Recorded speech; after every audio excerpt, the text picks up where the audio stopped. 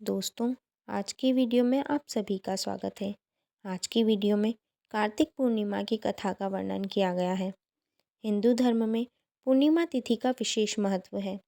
हिंदू पंचांग के अनुसार हर महीने के शुक्ल पक्ष के 15वें दिन पूर्णिमा होती है, लेकिन कार्तिक मास में पड़ने वाली पूर्णिमा का और भी महत्व माना गया है। इस दिन लोग गंगा या पवित्र नदी में स्नान और गरीबों को दान करते हैं।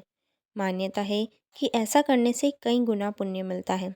तो आइए शुरू करते हैं कार्तिक मास की पूर्णिमा की पवित्र कथा। कार्तिक पूर्णिमा की व्रत कथा।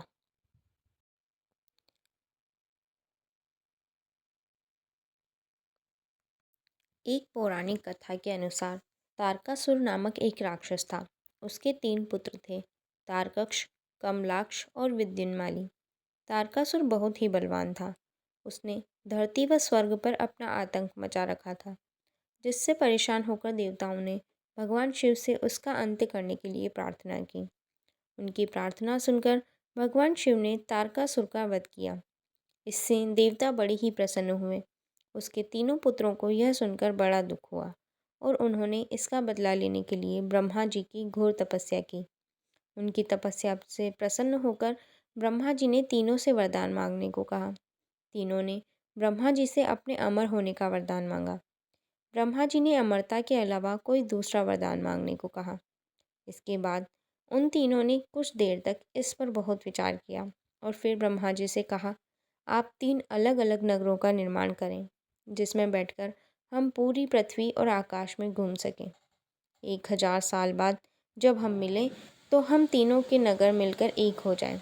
जो देवता तीनों नगरों को एक ही बाण से नष्ट करने की क्षमता रखता हो, वही हमारी मृत्यु का कारण बने। उन सबकी नज़र में यह एक असंभव कार्य था। ब्रह्मा जी के निर्देशानुसार मय दानव ने उनके लिए 3 नगरों की स्थापना की। तारकक्ष के लिए सोने का, कमलाक्ष के लिए चांदी का और विद्युन्माली के लिए लोहे का नगर बनाया गया। तीनों ने मिलकर तीनों लोकों पर अपना अधिकार जमा लिया। इंद्र देवता इन तीनों राक्षसों से बहुत भयभीत हुए और भगवान शंकर की शरण में गए। इंद्र की बात सुनकर भगवान शिव ने इन दानवों का नाश करने के लिए एक दिव्य रथ का निर्माण किया। इस दिव्य रथ की प्रत्येक वस्तु देवताओं से बनवाई गई थी। चंद्रमा और सूर्य से पहिए बने। इंद्र, वरुण, यम और कुबेर रथ के 4 घोड़े बने। हिमालय धनुष बने और शेषनाग प्रत्यंचा बने। भगवान शिव खुद बाण बने और बाण की नोक अग्निदेव स्वयं बने। इस दिव्य रथ पर भगवान शिव स्वयं सवार हुए।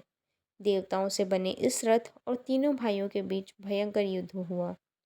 युद्ध करते समय प्रभु लीला से एक समय ऐसा आया जब तीनों रथ एक ही सीध में आ गए।